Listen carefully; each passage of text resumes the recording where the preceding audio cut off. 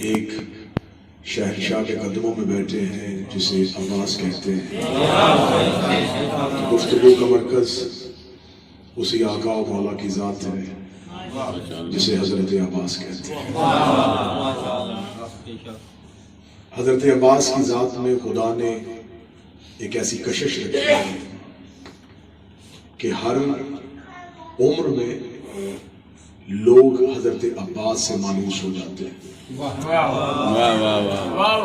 ورنہ اہل بیت کی مختلف ہستیاں ہیں جن سے مختلف قسم کے لوگوں کی مختلف عمر کے تقاضوں کے مطابق ان سے وابستگی ہوتی ہے. بچہ بچپن میں سب سے پہلے اہل بیت کے گھر میں جس سے مانوس ہوتا ہے اسے عباس کہتے ہیں.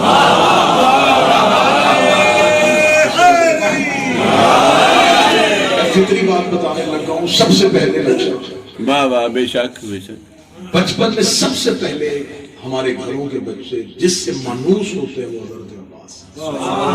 میں اس کی ایک چھوٹی سی دلیل دے دیتا ہوں. بچہ تعزیے پہ بعد میں جاتا ہے، علم پہ پہلے آ جاتا ہے.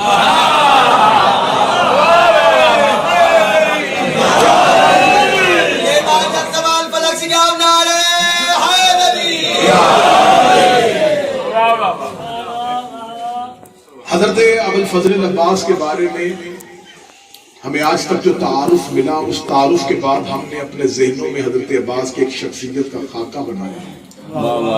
وہ شخصیت کا خاکہ یہ ہے کہ حضرت عباس علی کے بیٹے تھے، جری تھے، طاقتور تھے، بڑے بہادر تھے. میدان کربلا میں لڑنا چاہتے تھے اور حسین علیہ السلام نے ان کو لڑنے کی اجازت نہیں دی. یہ ایک مختصر سا خاکہ ہے جو حضرت عباس کے بارے میں ذہنوں میں ابھرتا ہے. مجھے آپ کے ذہنوں سے اس خاکے کو، اس بنے ہوئے بت کو توڑ کے ایک ایسی شخصیت نقش کرنی ہے جسے عباس کہتے ہیں.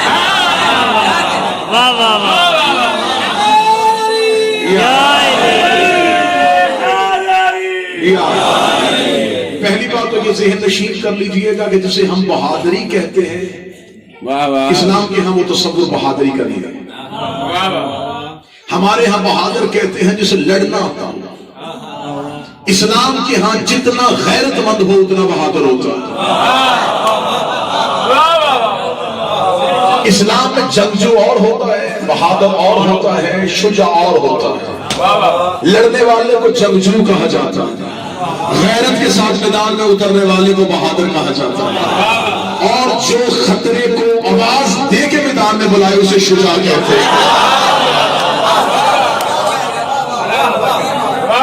لہذا حضرت ابوالفضل عباس کے لیے لڑنے والی بہادری ذہن میں نہیں رکھنی. ورنہ اس گھر کا کون سا فرد ہے جسے لڑنا نہیں آتا؟ یہ مسکراہٹ سے بھی لڑ لیتے ہیں. حضرت ابوالفضل عباس کے بارے میں پھر یہ ایک تصور جو کہا جاتا ہے کہ قبلہ تشریف فرما ہے، علماء کرام تشریف فرما ہے، سادات عظام تشریف فرما ہے. حضرت ابوالفضل عباس کے بارے میں شیعہ قوم میں پڑھا جاتا ہے کہ مولا عباس لڑنا چاہتے تھے، حسین لڑنے دے نہیں رہے تھے، حسین اجازت نہیں دے رہے تھے. حسین چاہتے تھے نہیں لڑے اور عباس چاہتے تھے میں لڑوں. کس نے کہا ہے کہ عباس وہ چاہتے ہو جو حسین نہ چاہتے ہو؟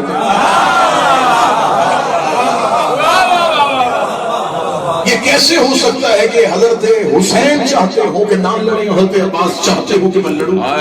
دونوں کی چاہت میں فرق کیسے آ گیا؟ حسین کی چاہت اللہ کی چاہت، عباس کی چاہت حسین کی چاہت. اگر آپ لفظ کی قیمت دے دیں کہ میں خوبصورت جملہ کہہ دیتا ہوں، حسین کے ابرو کا اشارہ جس کے لیے وحی کا درجہ رکھے اسے عباس کہتے ہیں.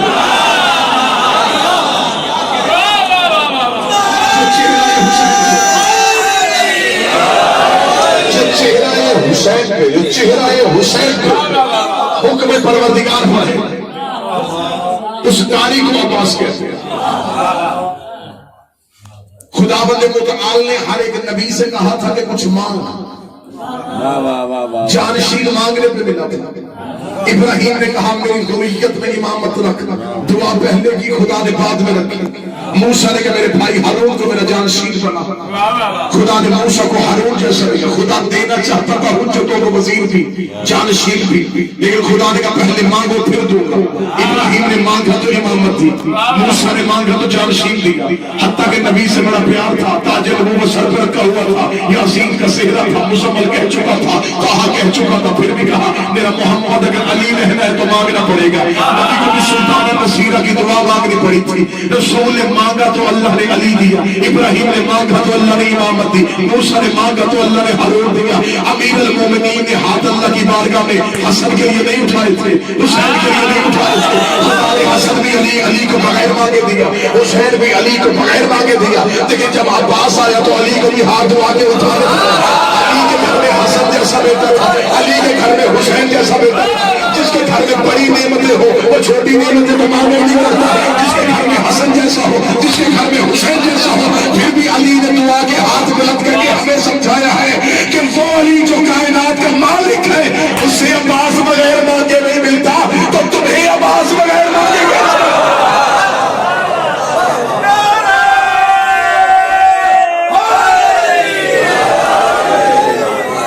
عباس مانگنے کے لیے علی کو بھی ہاتھ اٹھانے پڑتے.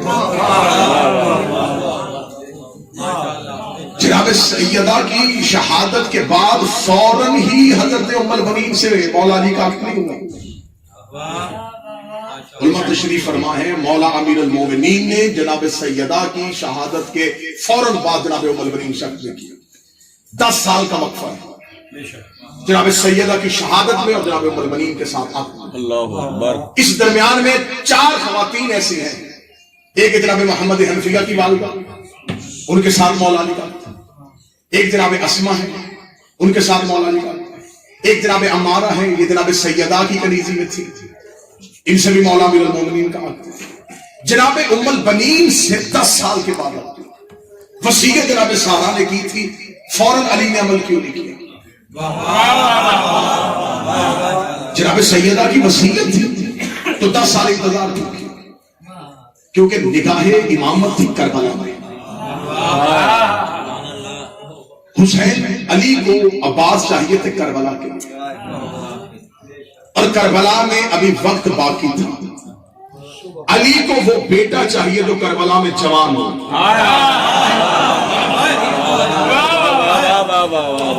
امیر المومنین نے اپنے بھائی جناب عقیل سے تذکرہ کیا. اب یہاں پر جو کتابیں بتاتی ہیں, کتابیں نے روایت وہ واقعہ بتا دیتی ہے, نتیجہ ہم نے خود نکالا.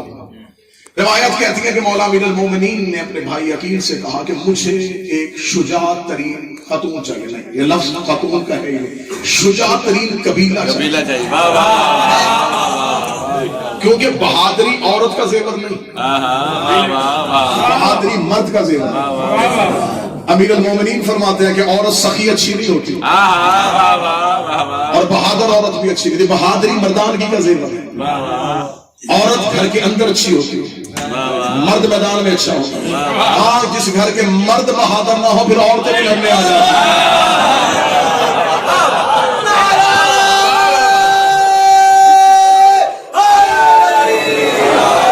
امیر المومنین نے فرمایا مجھے شجاع ترین خاندان چاہیے. بیٹا ویڈیو بنانی تو وہاں بیٹھ جائے تھے, میرے سر کے اوپر بیٹھ کر کیمرہ. شجاع ترین خاندان چاہیے. تو شجاع ترین خاندان چاہیے. اب کس سے کہہ رہے ہیں مولا علی؟ جناب عقیل سے. جب میں نے کتاب سے یہ پڑھا تو قبلہ تشریف فرما ہے, انتہائی محقق ہیں, انتہائی میں عزت ان کی کرتا ہوں کیونکہ اہل بیت کے گھر کی وکالت میں اس خانوادہ کی بڑی خدمات تھی. قبلہ فضل نقوی صاحب کا سایہ اللہ قوم کے سر پہ سلامت, اور جناب علمدار نقوی صاحب کی تبلیغ ولایت امیر المومنین کی اپنی خدمات لے کے مصروف عمل ہیں. مولا علی نے جناب عقیل سے کیوں کہا؟ جب ہم نے کتابوں سے پوچھا تو کتابوں میں اس لیے کہ جناب عقیل علم الانصاب جانتے ہیں. علم الانصاب ایک ایسا علم ہوتا ہے جس سے شجروں سے بات کرے, کس کا بیٹا کس کا بیٹا, باپ کون تھا, ماں کون تھی, وہ کس کا بیٹا تھا, وہ کس کی بیٹی تھی. یہ پورا شجروں کا جس کے پاس علم ہو اسے علم الانصاب کہتے ہیں. اور عرب علم الانصاب کو بڑی اہمیت دیا کرتے ہیں. یہ نسب کو اتنی اہمیت دیتے تھے, میدان جنگ میں بندے کو کھڑا کر کے کہتے تھے پہلے نسب سنو. یہ کم نسب والے بندے سے لڑتے نہیں. اب وہ کہتے ہیں کہ مولا جناب عقیل جو تھے, اور یہ کیا ابو طالب کے بیٹوں کی عزت ہے کہ حضرت ابو طالب کے بیٹے جو ہیں وہ اسلام کے آنے سے پہلے ہیں. یہ اسلام کے آنے سے پہلے کی عقیل ہے.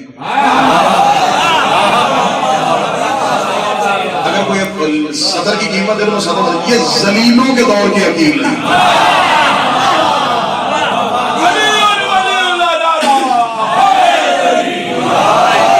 ہمیشہ باپ جب بیٹے کا نام رکھتا ہے تو باپ کی علمی قابلیت اور باپ کی عقیدے کا پتہ چلتا ہے. کیا کہنے ابو طالب تیری عزت ہے. بڑے بیٹے کا نام رکھا طالب. اس دور میں یہ کافروں میں جو نام ہوتے تھے یہ نام وہ تھے ہی نہیں. یہ تو گری ہوئی چیزوں کے نام پہ بچوں کے نام رکھتے تھے. یہ تو حرام جانوروں کے نام پہ بچوں کے نام رکھتے تھے.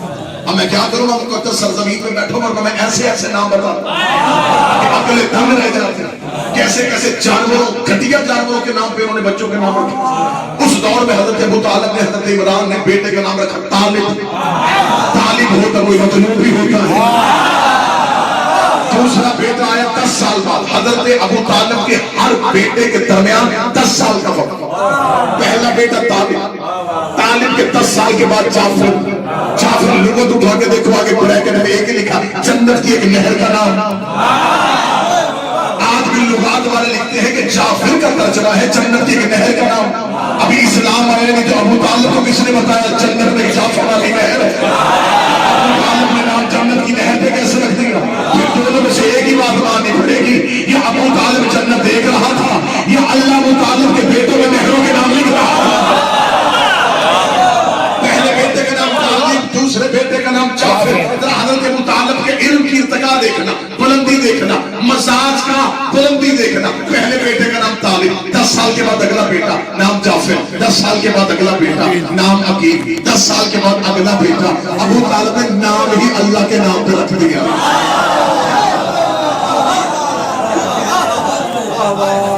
پہلا بیٹا طالب، 10 سال کے بعد جعفر، 10 سال کے بعد 5 بیٹے تھے ابو طالب کے. 4 کے نام بتائے جاتے ہیں، 5 کا میں آج بتاؤں. 10 بیٹے، 5 بیٹے تھے حضرت ابو طالب کے. پہلا بیٹا طالب، ٹھیک 10 سال کے بعد جعفر، ٹھیک 10 سال کے بعد، ٹھیک 10 سال کے بعد علی، ٹھیک 10 سال کے بعد اسلام.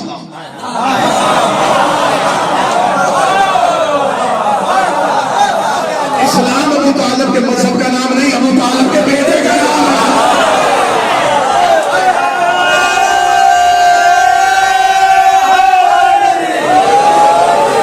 کیوں کہا جناب یقین سے؟ اس لیے جناب یقین علم الانصاف کے ماہر تھے. جب میں نے تاریخ میں علم سے پڑھا کہ علم الانصاف کے ماہر تھے تو میری عقل تسلیم نہیں کیا. کس سے کیا ہے؟ یقین سے. ٹھیک ہے علم الانصاف کے ماہر تھے. کیا کون رہا بھائی حضرت یقین سے کوئی عرب کا بندہ پوچھتا تو بتا سکتے تھے.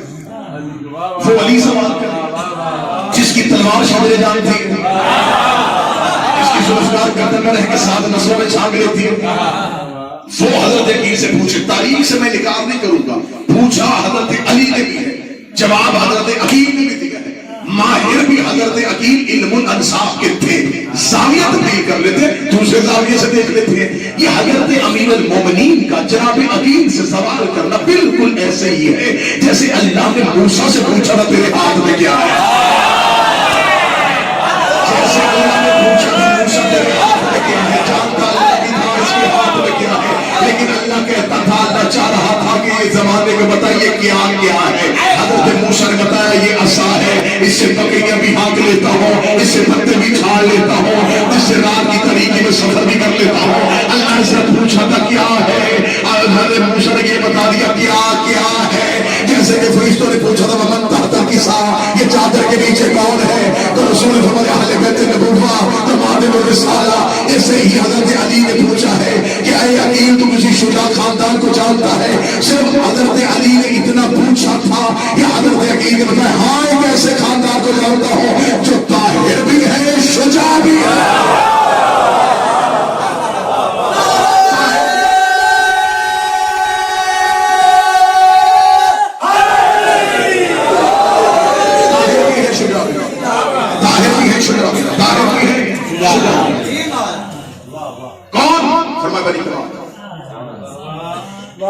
حضرت عقیل نکلے اور حضرت عقیل جا کے بنی کلاب میں چلے گئے. بنی کلاب میں جا کے یہ حضرت عباس کا ننیال ہے. یہ حضرت عباس کی مادر گرامی کا قبیلہ ہے بنی کلاب. وہاں جا کے حضرت شکیل کا جب آنے کی خبر ہوئی تو بنی انقلاب کے سب سے بڑے سردار تھے